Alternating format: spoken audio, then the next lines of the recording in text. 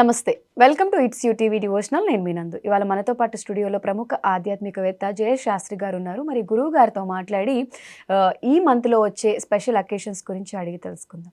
నమస్తే గురువుగారు. నమస్కారం అమ్మా. గురుగారు, దసరా నవరాత్రులు ఎంతో అద్భుతంగా అందరూ సెలబ్రేట్ చేస్తారు. చాలామంది అమ్మవారికి ఏ నైవేద్యం పూజ సమయంలో పెట్టాలి, ఎలా పూజించాలి అనుకుంటారు. అసలు నైవేద్యాల విషయానికి వస్తే మనకి తోచింది పెట్టొచ్చా, లేకపోతే నవరాత్రుల్లో ఒక్కొక్క రోజు ఒక్కొక్కటి పెట్టాలని ఉంటుందా? శ్రీ గురుభ్యో నమ. శ్రీ మహాగణాధిపతి నమ. శ్రీ మహాసరస్వతి నమరి. ఓం శ్రీమాత్రి నమ. నైవేద్యాలకు వస్తే సాత్విక ఆహారము కొన్ని ఉంటాయి. ఆ సాత్విక ఆహారం ఫలాహారం కొన్ని చిన్న చిన్న తిథుల వారీగా కొన్ని, నక్షత్రాల వారీగా కొన్ని నైవేద్యాలు ఉంటాయి. ఇవి కాకుండా దేవతామూర్తులకు సంబంధించిన నైవేద్యాలు కొన్ని ఉంటాయి. మరి నైవేద్యాల ప్రాముఖ్యం ఏంటండి అంటే, ఇది కూడా మనిషి జీవితం అంటే జీవికి ఒక్కొక్కటి ఒకటి తినటం వల్ల కొన్ని శక్తులు వస్తూ ఉంటాయి. అంటే భౌతికంగా మన శక్తులు అంటే మన చక్రాలు యాక్టివేషన్ కావాలనుకున్నా కూడా ఇటువంటివన్నీ కూడా ఆహార పదార్థాల్లో ఉంటున్నాయని, అంటే పౌష్టికాహారంగా ఉండాలని, ఒక్కొక్క ఆహారం ఒక్కొక్క నియమంగా ఉంటుందని. మొదటిగా బాలా త్రిపుర సుందరీదేవి మనం చెప్పుకుంటాం. ఈ బాలా త్రిపుర సుందరీదేవికి వచ్చేటప్పటికి ఇక ఏదైనా దుర్గాదేవికి అయితే మనకు ప్రధానంగా చెప్పడం బెల్లపు పాయసం. ఏ రోజు ఏది వండినా వండకపోయినా బెల్లపు పాయసం క్రమం తప్పకుండా 9 రోజులు అంటే 10 రోజులు వండుకోవాలి. అది మాత్రం కామన్గా చేయాల్సినటువంటి విషయం.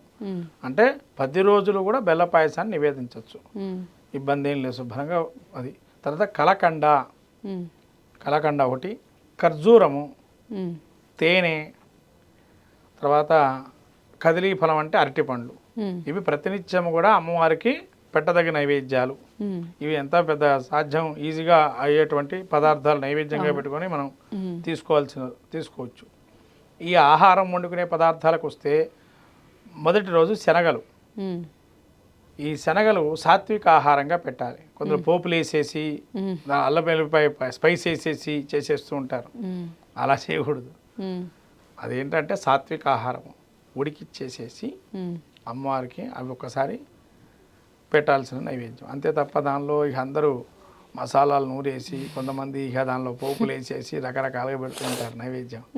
అలా సాత్విక ఆహారం అది అమ్మవారికి. గాయత్రీదేవిగా ఇక గాయత్రీదేవికి వచ్చినప్పుడు చింతపండు పులిహార నైవేద్యంగా పెట్టారు.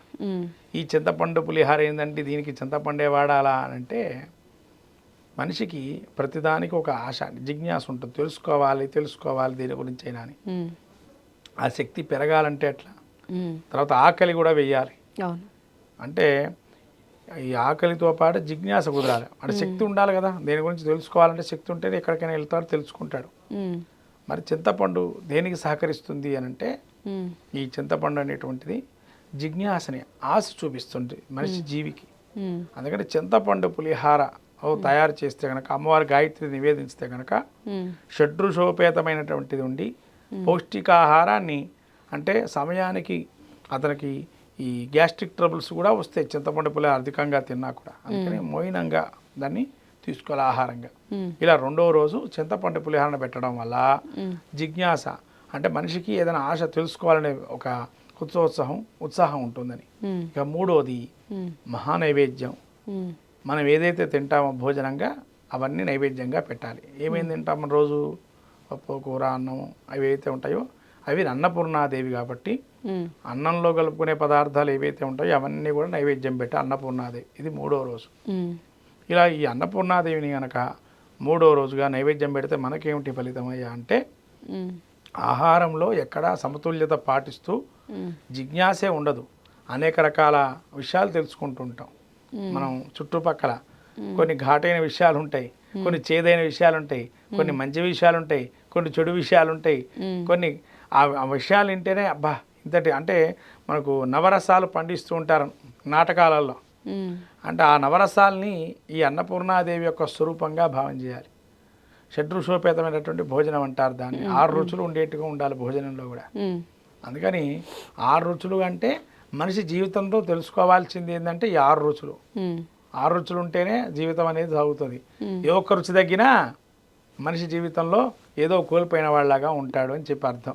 అందుకని అన్నపూర్ణాదేవి మూడవ రోజు కనుక పెడితే, మనం ఇందాక చెప్పుకున్నట్టుగా ఒక వయస్సు వచ్చేటువంటి సమయాన్ని ఏదైతే చూసుకుంటామో, ఇక్కడికి మనిషి సుమారు 24 ఏళ్ళు 20 ఏళ్ళు ఉంటాయి కాబట్టి షడ్రుచులు అంటే ఏ రుచి ఏ విధంగా మసులుకోవాలి, ఏ విధంగా మనం మనిషితో మాట్లాడాలి అనేటువంటి విషయాన్ని తెలుసుకోవడానికి షడ్రుచోపేతమైనటువంటి భోజనాన్ని తీసుకోవాలి.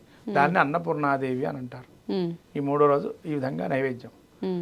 4వ రోజు రాజోపహారం అంటే ఈ యొక్క లలితా పరమేశ్వరి అంటే మనకు ఎప్పుడైనా ఒక తీపి పదార్థాన్ని తినాలన్న ఆలోచనలో ఎక్కువ ఉంటుంది.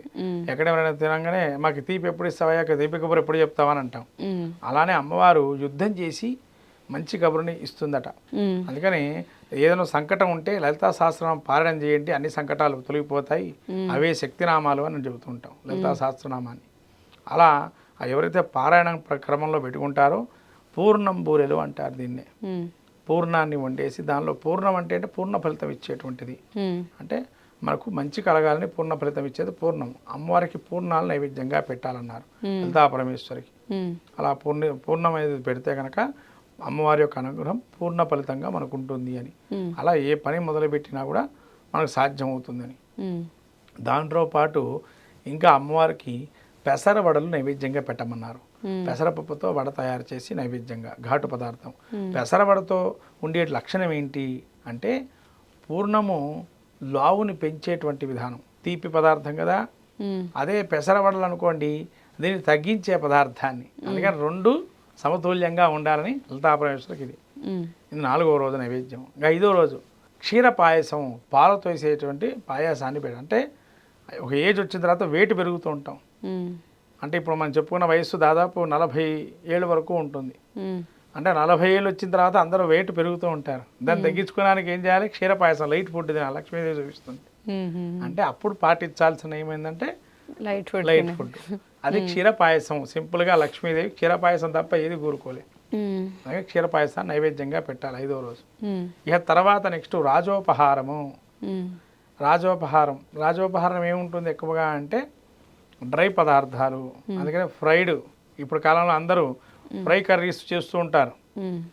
అలాంటి పదార్థాలు ఏవైతే ఉంటాయో అంటే ఆకు పకోడీలని, ఇలా ఆకుతో చేసేటువంటివి, బజ్జీలు రాజోపహారం అంటాం. అటువంటి ఆహారాన్ని ఈ అమ్మవారికి రాజరాజేశ్వరి దేవికి పెట్టమన్నారు. అంటే పిండి వంటలు, ఆ పిండి వంటలు తయారు చేసి రాజరాజేశ్వరి అమ్మవారికి పెట్టాలి.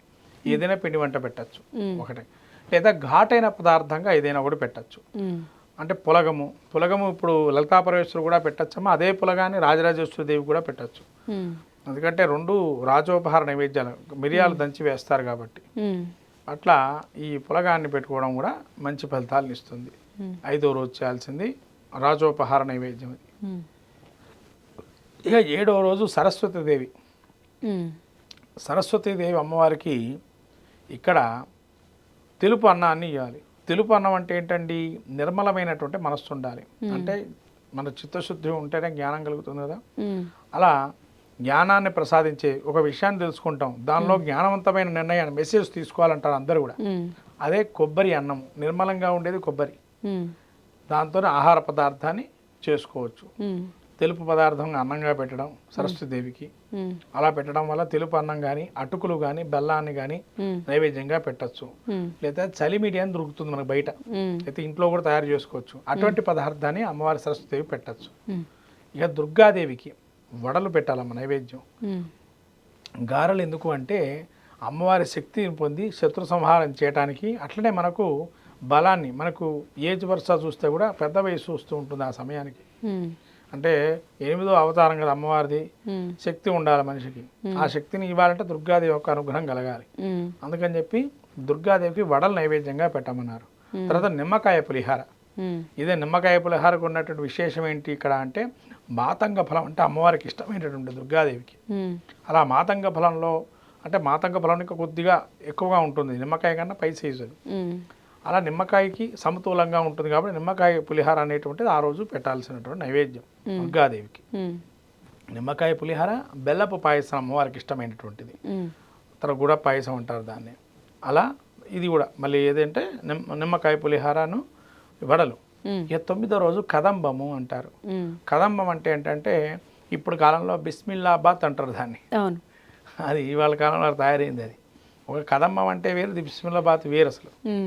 ఇప్పుడు అది ఇది కలిపేసినట్టుగా కొంతమంది అది ఇది ఒకటిగా ఉంటుందని. ఈ కదంబం అంటే ఏంటంటే మనకు దొరికే కూరగాయలన్నింటి కలిపి ఆహార పదార్థంగా వండి రసాన్నాన్ని నవరసాన్నాన్ని అంటే రసాన్నాన్ని నైవేద్యంగా పెట్టాలి. ఉమ్, రసాన్న ప్రీత మానస అంటారు. అమ్మవారి ప్రీతైనటువంటి మానసంగా మనస్ఫూర్తిగా తినేది అంటే లలితా శాస్త్రంలో ఉంది రసాన్న ప్రీత మానస అని. ఉమ్, అంటే ఆ రుచికరంగా ఆహారం తీసుకుంటుందట అమ్మవారు. ఉమ్, అందుకని కదంబాన్ని కనుక 9వ రోజు పెడితే ఉమ్, దాంతోపాటు అల్లం ముక్కల్ని తేనె నైవేద్యంగా నిమ్మరసాన్ని కలిపిన పదార్థాన్ని కూడా ఉమ్, నిమ్మరసము అల్లం ముక్కలు చిటికెడు తేనె దానిలో వేసి నైవేద్యంగా పెట్టాలి మహిషాసురమర్దినికి. అలా పెడితే కనుక అమ్మవారు అనుగ్రహం కలుగుతుంది. ఇలా 9 రోజులు 9 నైవేద్యాలు పెట్టి 10వ రోజున మళ్ళీ కూడా అమ్మవారికి ఈ యొక్క గారెల నైవేద్యం మినపగారెల నైవేద్యం పెట్టాలి. మళ్ళీ అక్కడ కూడా ఉమ్, కంపల్సరీగా మర్చిపోకుండా మినపగారెలు దసరా రోజు కూడా పెట్టాలి. ఉమ్, ఇలా ఆహార పదార్థాలు పెడితే ఉమ్, మనకు ఆరోగ్యాన్ని ఇస్తూ అమ్మవారి అనుగ్రహం కూడా కలుగుతుందని ఈ ఆహార పదార్థాల నియమాలు ఏంటంటే ఆరోగ్యాన్ని ఇవ్వడానికి ఒక్కొక్క అవతారానికి ఒక్కొక్క పదార్థాన్ని తింటూ ఉమ్, ఆ మనిషి జీవితాన్ని గడుపుతూ చివరి సమయంలో వచ్చేదాకా కూడా ఆహార పదార్థ నియమంగా పాటిస్తూ ఉంటే కనుక ఖచ్చితంగా మంచి ఫలితాలు ఉంటాయని చెప్పి అమ్మవారి ఈ యొక్క నైవేద్యాలు పెట్టబడింది. అంతే తప్ప అమ్మవారికి నైవేద్యం పెట్టి మనం తినడం అంటే కాదు. అది కూడా ధ్యానంతో పెట్టాలి అమ్మవారికి. ఉమ్, ఏదైతే ధ్యానం చేస్తూ పెడితే ఆ అమ్మవారి అనుగ్రహం కలిగి ఆ ప్రసాద నిక్షిప్తమే మనకు ఆహారంగా తీసుకోవడం వల్ల మన శరీరం కూడా ఆరోగ్యవంతంగా తయారవుతుంది. అందుకే నైవేద్యాలు పెట్టమన్నారు 9 రకాల నైవేద్యాలు ఈ విధంగా. ఓకే గురుజీ, ధన్యవాదాలు.